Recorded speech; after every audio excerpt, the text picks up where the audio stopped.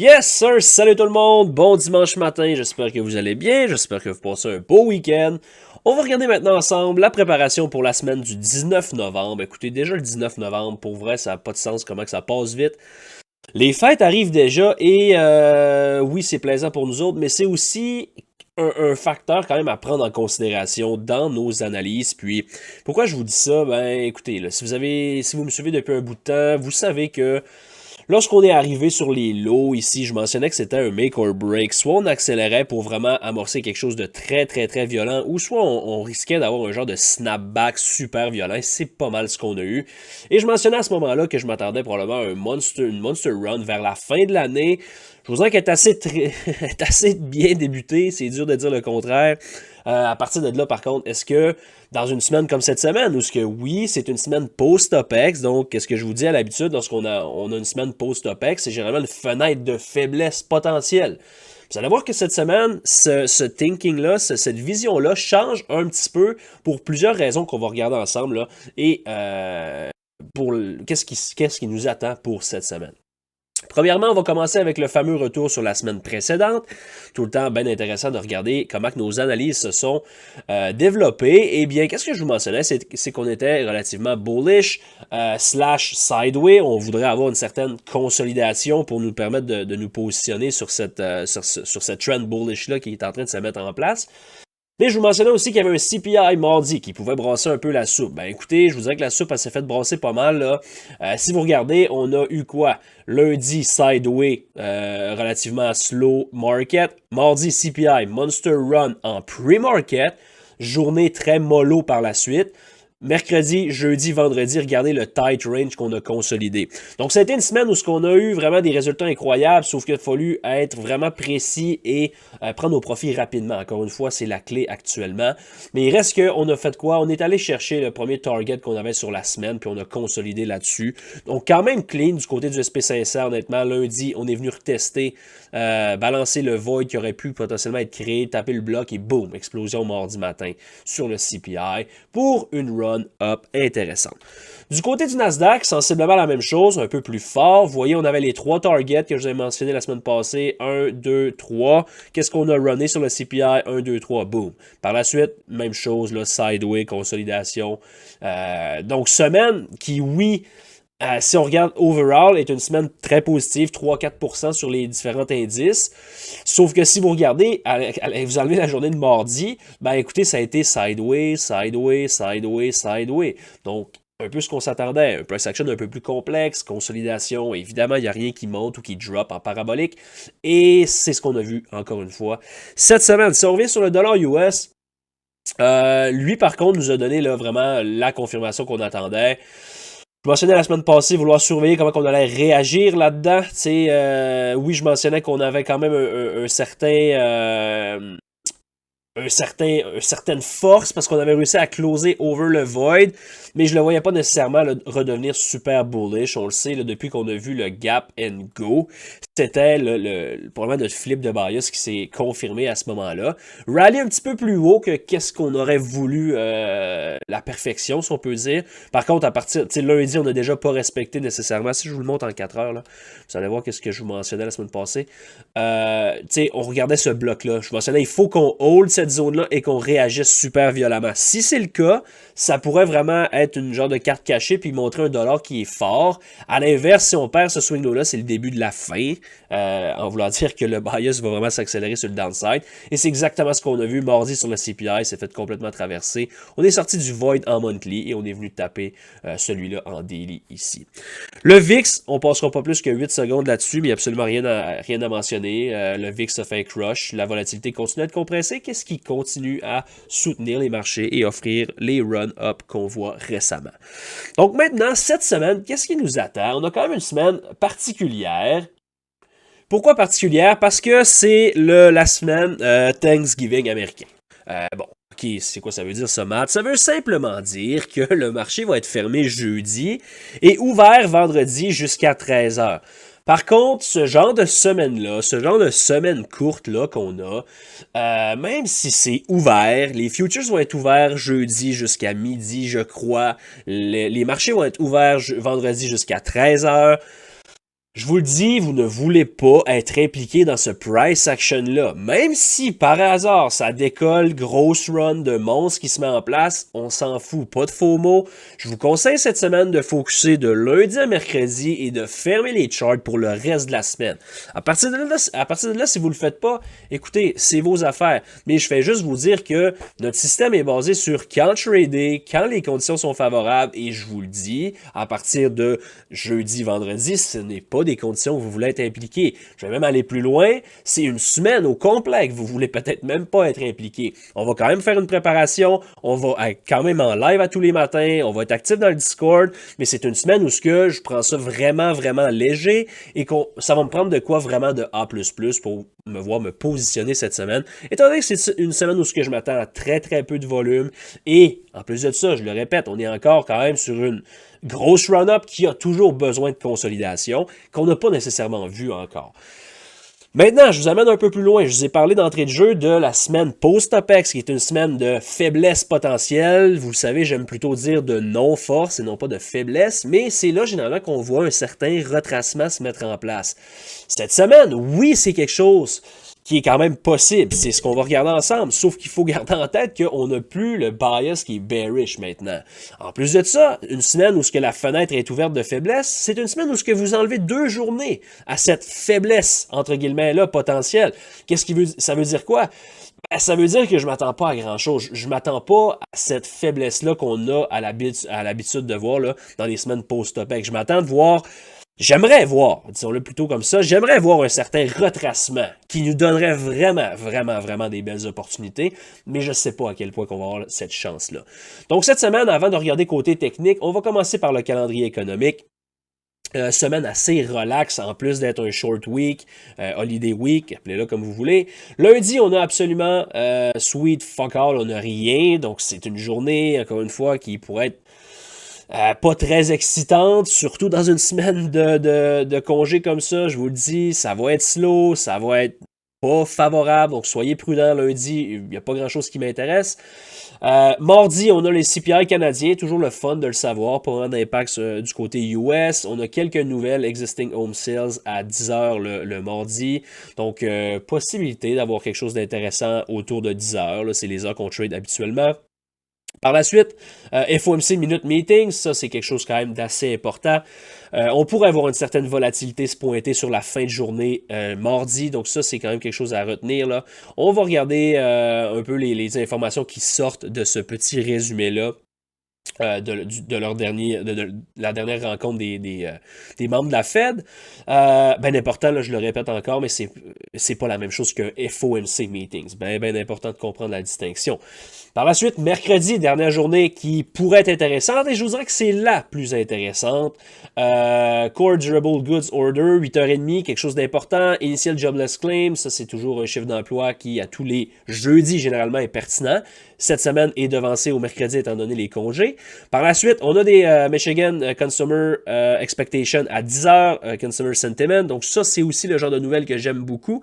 Donc j'aime la potentielle de mercredi. Personnellement, si vous me dites là quelle journée où ça risque d'être le plus clean, je vous dirais que je donnerais là, j'irais vers celle-là. Ici, on a encore un autre FOMC Minute Meetings à 14h mercredi, mais honnêtement, là, si vous allez voir sur le site de la Fed, c'est vraiment mardi qui est supposé être annoncé, mardi à 14h. Donc, juste là, petit bémol là-dessus, honnêtement, ça devrait être mardi, mais je comprends pas exactement pourquoi qu'Investings là, mentionne mercredi aussi. Donc peut-être suivre ça d'un peu plus près là, en temps et lieu. Par la suite, jeudi, vendredi, comme je l'ai dit, là, oui, il y a des nouvelles, mais il n'y a rien qui nous intéresse là-dedans. Ça ferme à 13h vendredi, jeudi, c'est fermé. Thanksgiving américain, écoutez, prenez du temps pour vous, moins de temps dans les marchés, plus de qualité. C'est ça qu'on veut faire. C'est pas, tu sais... Vous devez pas être frustré de voir ce genre de semaine-là. Vous devez voir ça de façon positive. Écoutez, il y a du beau football à la télé, jeudi toute la journée. Je vous invite à écouter ça si jamais vous cherchez de quoi faire. Sinon, ben venez nous voir dans le Discord. On va jaser, même si les marchés sont pas ouverts. Par la suite, on a aussi quelques earnings qui nous intéressent cette semaine. Zoom, lundi, un titre qu'on touche à l'occasion. Et je vous dirais le plus important là, de cette semaine, c'est Nvidia. Nvidia qui est sur une monster run. une monster run d'une monster run, si on peut dire. Il est vraiment très, très fort. Les earnings mercredi, c'est le genre de compagnie qui peut avoir un certain impact même sur les marchés au complet. Sauf qu'avec la saison des earnings principalement terminée, là, on a aussi Best Buy, mais sinon, tu sais, les méga caps ont déjà reporté. Ça serait surprenant d'avoir une grosse réaction sur les indices. Oui, on va une volatilité, mais pas de là à casser ce rallye-là, à mon humble avis. Donc voilà pour les earnings cette semaine, sinon pas grand-chose d'autre qui nous intéresse. Ça nous amène maintenant, côté technique, qu'est-ce qui nous attend cette semaine? Ben écoutez, là, je vous ai déjà un peu fait le petit outlook de qu'est-ce que je m'attendais avec, oui, une semaine post-OPEX, mais pas nécessairement la même pertinence qu'à l'habitude, étant donné qu'on a une semaine de congé, pratiquement la moitié de la semaine là, qui est fermée. Donc si on regarde, premièrement, commencer avec la monthly chart, la semaine passée, je vous avais parlé de cette zone-là ici, vouloir voir reclaim cette zone-là, ben exactement ce qu'on a fait, on a réussi à closer over. Si on va voir maintenant en weekly, et c'est un peu là que ça a mon intérêt, vous voyez ce void-là qui avait été créé sur le downside ici. À partir de là, j'aime le fait qu'on ait closé over. Donc, qu'est-ce qu'on avait? On a créé, rejeté, rejeté, rejeté, et là, on a flippé. Donc, à partir de là, ça devient, puis j'ai pas tracé la zone au complet, mais ça devient une zone qui m'intéresse pour un support. On veut voir le prix revenir là-dedans et holder cette zone-là.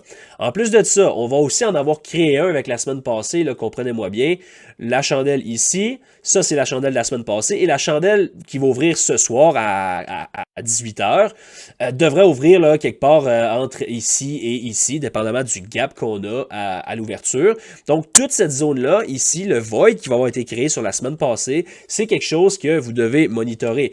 Je sais, il ne sera pas officiellement créé parce que la chandelle de cette semaine ne sera pas fermée, mais juste pour que vous compreniez que ce high-là à 44,37 devient une zone là, de référence quand même assez importante.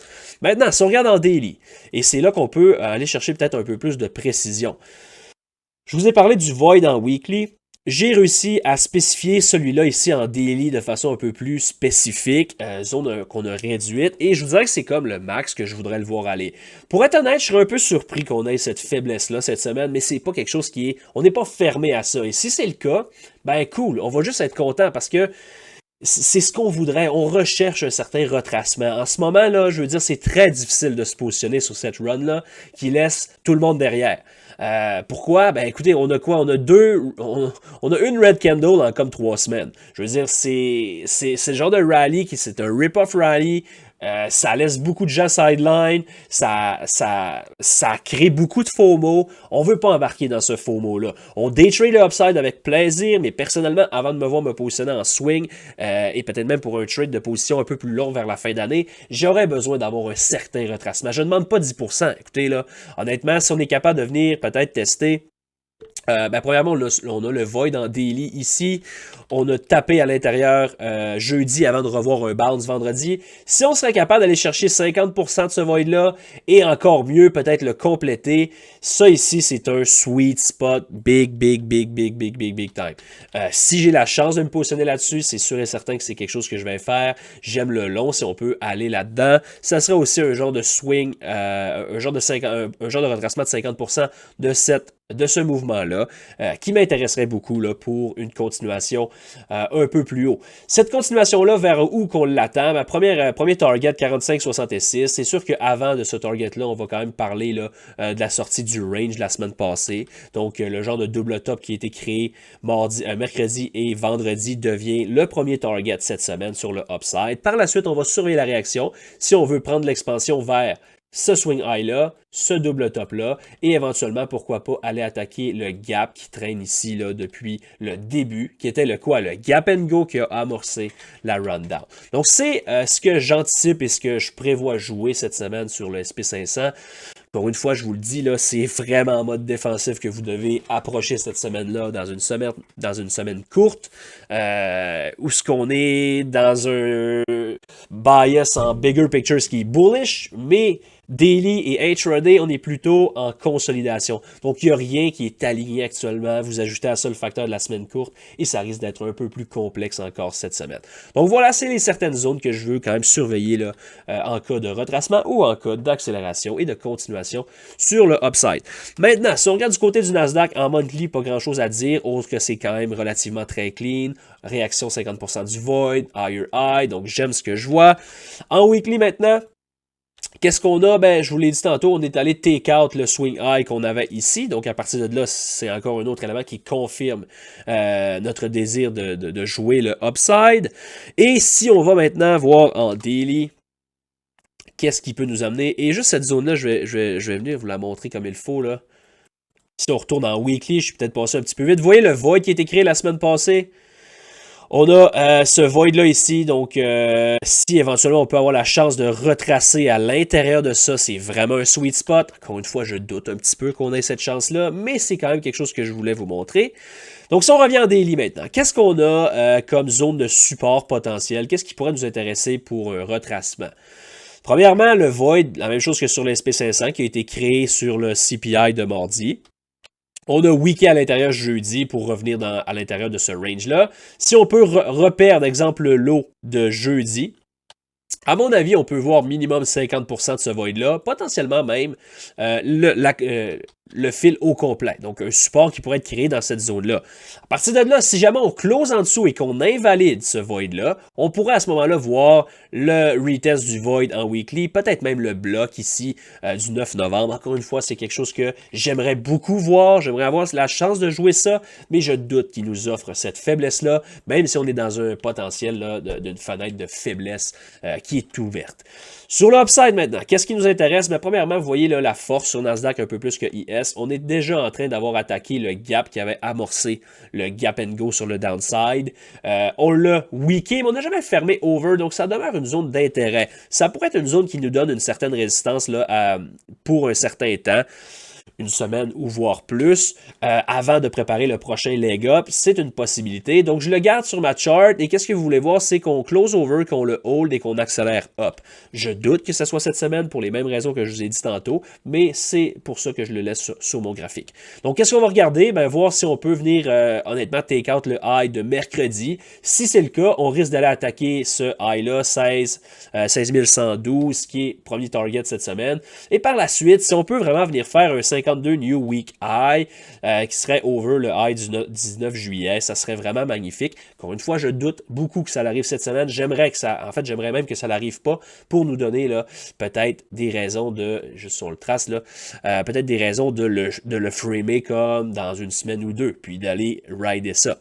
Par la suite, vous voyez un niveau qui est un peu plus haut ici. Qu'est-ce que c'est que ce niveau-là? Et si vous regardez le graphique, vous êtes comme, ah ben, c'est un peu out of nowhere. Je vous invite à enlever là, les contrats ajustés et vous allez voir que c'est le all-time high. Donc, on est vraiment comme littéralement à moins de 6% du all-time high sur Nasdaq et je ne ferme pas la porte qu'on peut rider ça d'ici la fin de l'année. Je l'avais suggéré lorsque je vous avais parlé un peu de mon scénario là, de rip-off rally vers la fin d'année. Honnêtement, je m'attendais peut-être pas à ce que ça soit qu'on soit aussi près, aussi vite, mais ça fait juste mettre là, un peu de l'huile sur le feu puis confirmer qu'est-ce que je mentionnais. Donc, ça devient quand même un objectif qui est réaliste. Est-ce que je suis bullish comme après ça, puis je m'attends à ce qu'on s'en aille à comme 17 000 puis 20 000 sur le Nasdaq? La réponse, c'est non. Je m'attends à une grosse run vers la fin de l'année, mais après ça, buckle up parce que ça pourrait devenir extrêmement dangereux.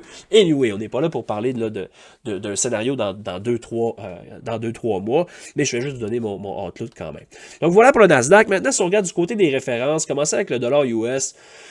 Quand même clean, le dollar US, qu'est-ce qu'il nous a donné? Là? Si vous regardez la monthly chart, on a créé ce breakout-là, le void en monthly que je vous mentionnais vouloir voir holder. Vous voyez comme on a accéléré en dessous.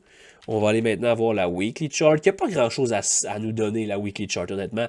Sur le dollar US, c'est pas très, très clean. On peut quand même se tracer un fib là-dessus. Vous voyez, 50%, il y a encore de la place. Ça concorde avec le bloc ici, en monthly et en weekly. Donc, ça serait là le premier target que j'ai sur le dollar US. Vous voyez comment qu'on a blowé, retesté 1, 2, 3. La création du void en daily, mais aussi le void en monthly. Donc, vous voyez la zone en bleu pâle ici. Là. Regardez le respect de cette zone-là. Et boum, accélération down vers quoi? Le void ici en daily. Donc, je m'attends à quoi? Je voudrais que ce void-là soit closé en dessous, retesté, respecter et qu'on accélère vers les lows, qui est aussi le bloc. Donc, on pourrait avoir un certain support là-dedans, peut-être une certaine consolidation. Après ça, écoutez, on va avoir besoin d'un peu plus de temps, mais j'aime sinon ce void-là ici, qui est aussi, pas ce void-là, mais ces lows-là, et le void en weekly ensuite, qui pourrait devenir intéressant.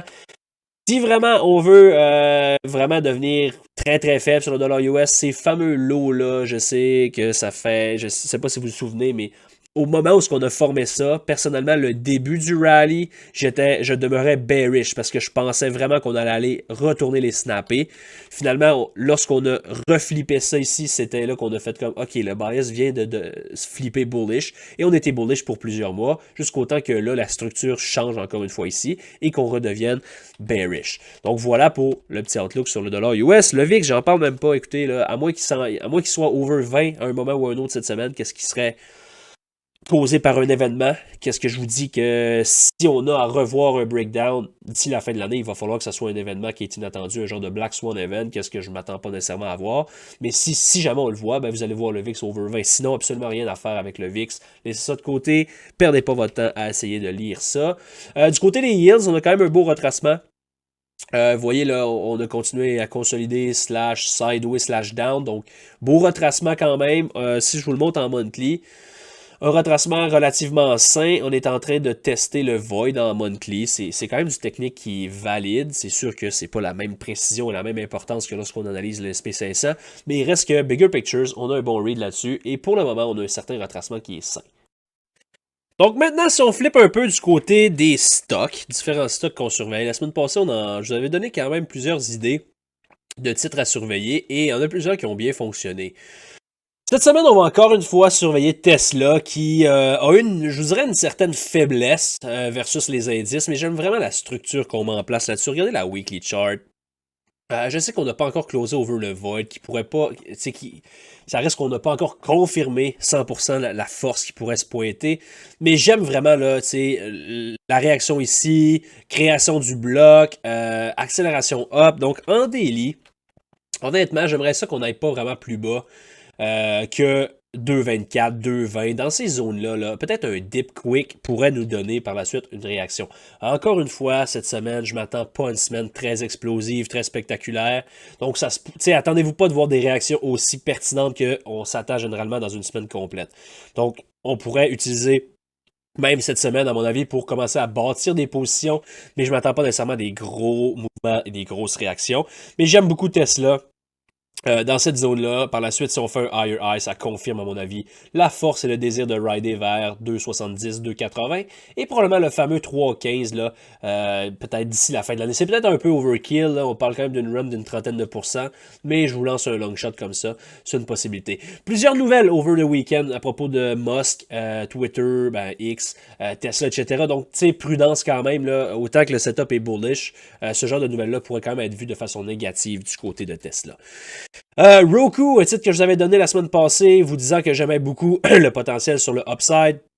Ben oui, qu'est-ce qui est arrivé là? Belle consolidation lundi et boom, gap and go. Donc ça, c'est un setup extrêmement puissant. Ce gap and go là pourrait nous amener vraiment là vers les highs précédents. Donc je continue à monitorer les mouvements sur Roku de près. AFRM, même chose, je vous avais parlé du high ici qui était vraiment un excellent target. Quelque chose que j'aimais beaucoup. Semaine, encore une fois, de gap et pas vraiment de go par contre, mais c'est quand même un beau mouvement là, de lundi. On parle de quand même une vingtaine de pourcents possible. Honnêtement, ce dip-là ici, avec le target qui est encore en place, c'est vraiment, vraiment juicy. J'aime vraiment ce setup-là. Si on ne serait pas une semaine courte, je serais excessivement confiant. Je suis quand même très confiant, mais on va être un petit peu plus prudent avec ce genre de semaine-là. Mais surveillez AFRM cette semaine. Du côté de PayPal, eh bien, on grind, puis c'est pas nécessairement exactement ce que je voudrais voir. Je voudrais voir un peu plus d'explosion, même si vous me dites, ben là, Matt, c'est quand même comme 7-8%. Oui, je suis d'accord, mais j'aimerais qu'on arrête de retracer chaque pop. C'est pas la fin du monde, mais c'est pas parfait, à mon avis, encore. J'aimerais qu'on hold cette zone-là autour de 56. Même que là, c'est quand même un dip qui est intéressant pour aller attaquer potentiellement ce gap-là autour du chiffre rond 60. Donc, j'aime quand même PayPal cette semaine. Google, un peu plus un long shot. Je suis pas un fan de ce genre de rally-là. Je trouve pas qu'il y a un setup actuellement en daily qui est pertinent ou qui a mon attention. Mais le fait qu'on respecte ce gap-là fait en sorte que j'aime encore là, une ride vers ces fameux highs-là autour de 144. Donc j'aime Google cette semaine et même plus loin là, pour potentiellement voir une continuation up. J'aimerais, un peu comme les indices, potentiellement avoir un certain retracement qui confirmerait par la suite le désir d'aller plus haut. On a aussi Nvidia, évidemment. Le bon vieux Nvidia, le chiffre 500. Vous vous souvenez de ce que je vous ai dit, même quand on était bearish, je vous mentionnais, ça me gosse qu'on n'a pas été revisiter le chiffre 500. Eh bien, cette semaine, on est allé chatouiller ça. Honnêtement, je m'attends vraiment, tu sais, je pense que même si c'est le earnings cette semaine, je pense qu'on pourrait jouer du upside vers, tu sais, peut-être un 2-3% assez quick and easy pour un new all-time high break.